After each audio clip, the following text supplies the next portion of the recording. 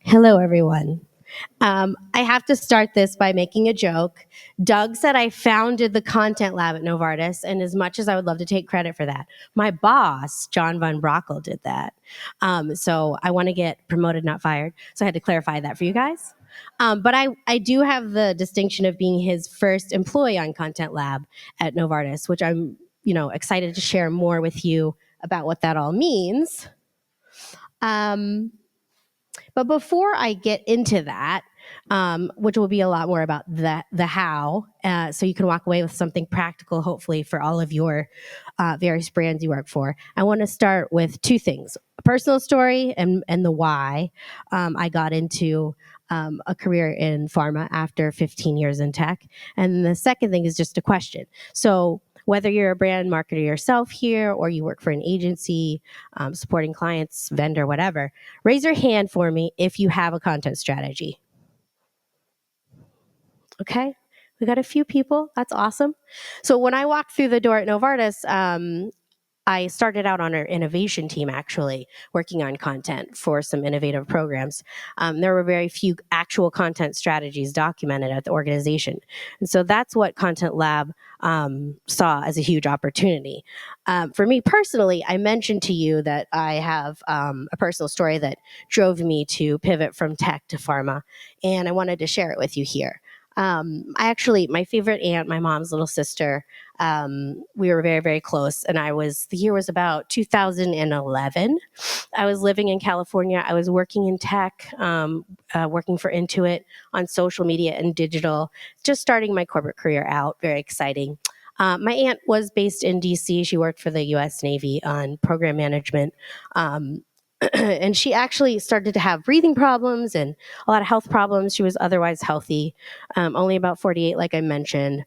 And then she went to the doctor, and I was personally considering a big career move back east to get promoted and grow my career. And she found out she had stage 3 non-small cell lung cancer.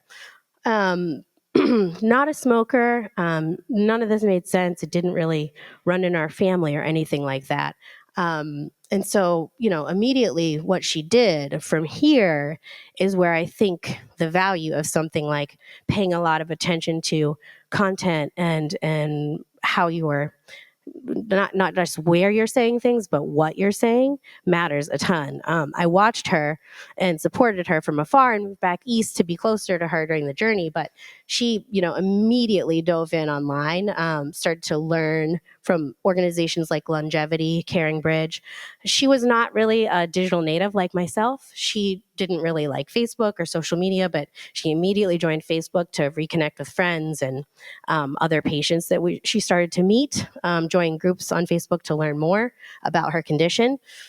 From there, she actually got on some drugs that worked for a while. I think anyone who's had that experience here knows, in stage 3, stage 4 cancer, things work for a while and then you need to pivot. And she found out a lot about what she needed to do from the internet and from content. And so, you'll see here, she started searching online. She contacted medical centers herself. She got on trial drugs. One of them was Novartis, which is where I became aware of the organization and really admired what they did. And then from there, she was able to actually live with stage 4 lung cancer for 4 years. To her, what mattered was to see her kids graduate from high school, and see them, get on their way. And she was able to get a lot more years out of her life because of those trial drugs. And the last thing she kind of did was she did start working really closely with Fox Chase Cancer Center in Philadelphia, and was happy to be sort of that model patient that all of us in pharma are just so amazed by when they're in these stage 4 cancer scenarios, and they're willing to give back with some of their time and their stories, and dedicate their situation to science so that they can help others. So unfortunately, my aunt did pass away after 5 years. But I bring a lot of, fast forward to me getting my job at Novartis in 2021, I bring a lot of that to my thinking every day in the job I have. When we think about, how does content actually impact patients along the journey? Or how does content help those doctors along the journey? And so We at Novartis started this journey almost 3 years ago. Like I said, I was employee number one, lucky me.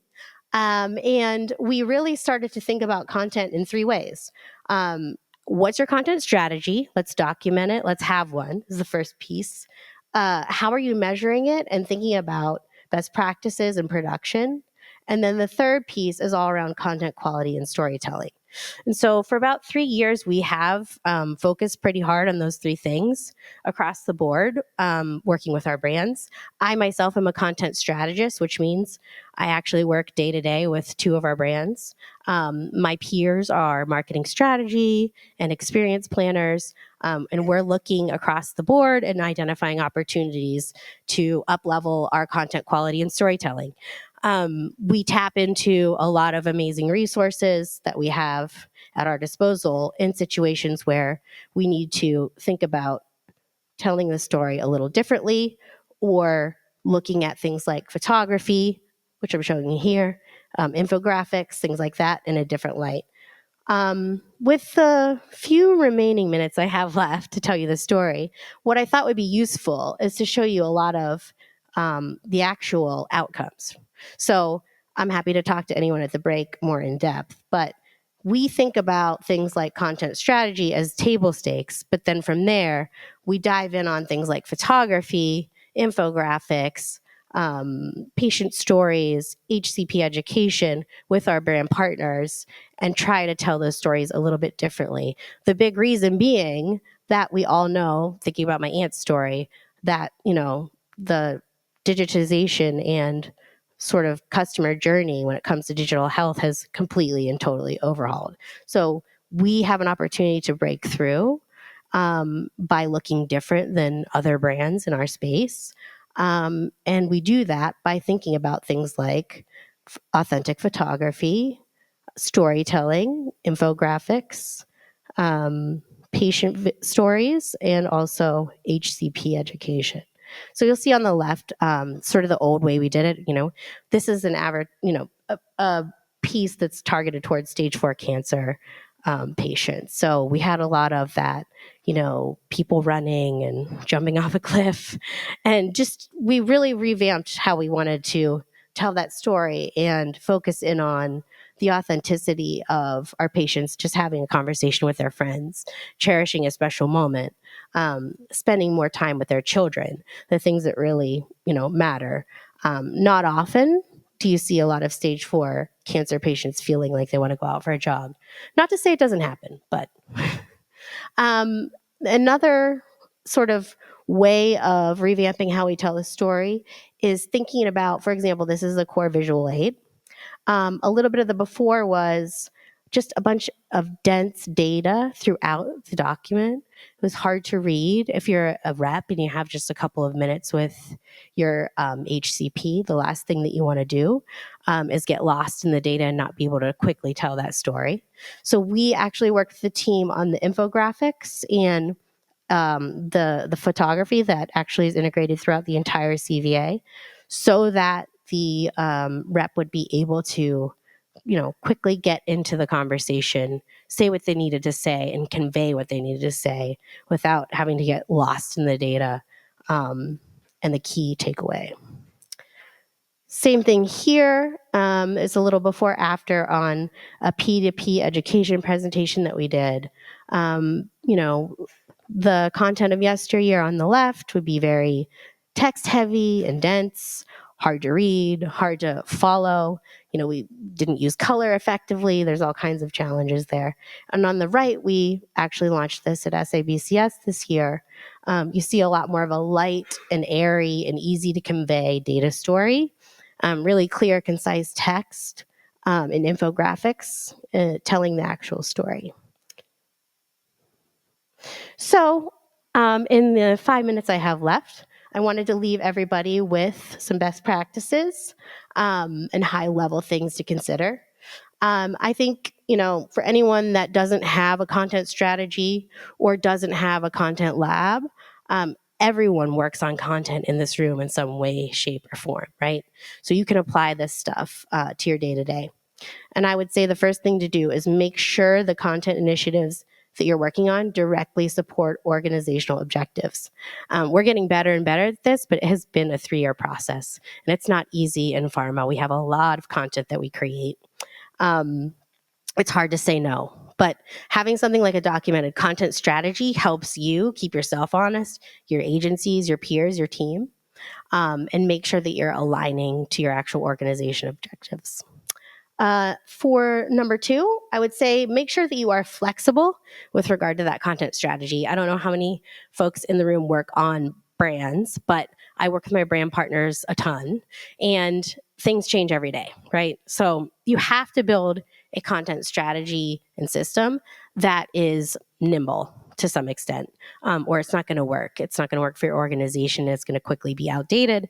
People won't use it, and they'll just go outside of it. So make sure that you build something that can be flexible. The third piece is to use data and analytics to optimize your content performance. We were able to do a lot of amazing things, and it's, still evolving, but basically, if we have data to back up what we say, all of you know from working in the pharma industry that you're going to have a lot better of a conversation. It takes time to gather that data, but use data as your guide. The fourth thing is, I would say, create continuous learning to enhance team capabilities. I saw this happen very slowly at first with us, but it's starting to pick up steam, where you're starting to actually, we share a lot of best practices internally with events and with guides and things like that, and feature some of our brands internally in their best work. We feature external examples too. And now you're starting to see, like 3 years in, brands getting really excited to compete and sort of, be the first to accomplish a new, feat and get themselves featured. So I would say that just helps to fast forward everybody's learning and understanding. And the last thing I'd say is to use advanced tools to automate wherever possible. We talked about AI quite a bit. I think there's a lot of promise when it comes to AI, but there's also just a lot of promise if you look around at the tools in your organization already. There's a chance that those could help you with your content mapping and strategy and planning process. All right. Questions?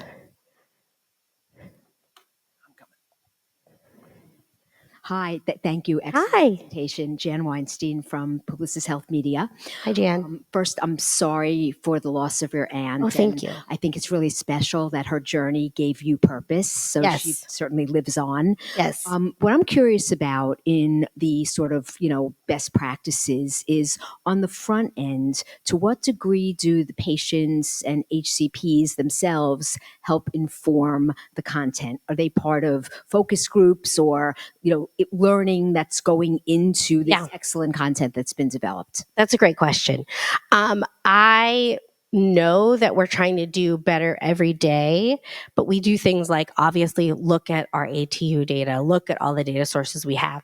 The other thing that we have done in pockets that I hope we do at scale is we've actually run some of our content by patient advocacy groups. So where and when we can get that to work and happen, and we're trying to do more of it this year, it's very valuable because we get a chance for them to actually react to it. That's at a high level, like at a content lab level. And then our brand teams themselves, to varying degrees, actually run like focus panels and things like that for various content concepts. Not for everything, but the big things. Yeah. Anyone else? Other questions? I've got one. Chelsea, can you talk a little bit about how you got organizational buy-in to driving this new initiative? Were there challenges, hurdles along the way? And what was the way in which you overcame them? Well, I didn't read all of these, Doug. Thank you for setting me up for that. But basically, I think at first it's really challenging because you don't have any proof that adding some new part of a marketing organization to the mix is going to work. So people perceive complication, complexity, another cook in the kitchen, all of that stuff. So, the first year and a half was really challenging. I felt like all of us were selling this idea of Content Lab in. And And we did. We had to sell it in. We had to like use relationships and external case studies and external experts to show our organization this matters. Drawing from my early career days at Intuit, we basically showed them other industries, right? Like, look at how finance is doing it. Look at how healthcare and hospital systems are doing it. Cleveland Clinic, amazing work. So we'd point to some of that work to convince people. But, after a year or a year and a half, the tide started to change. So for example, our team has grown by 5 times in 2 years.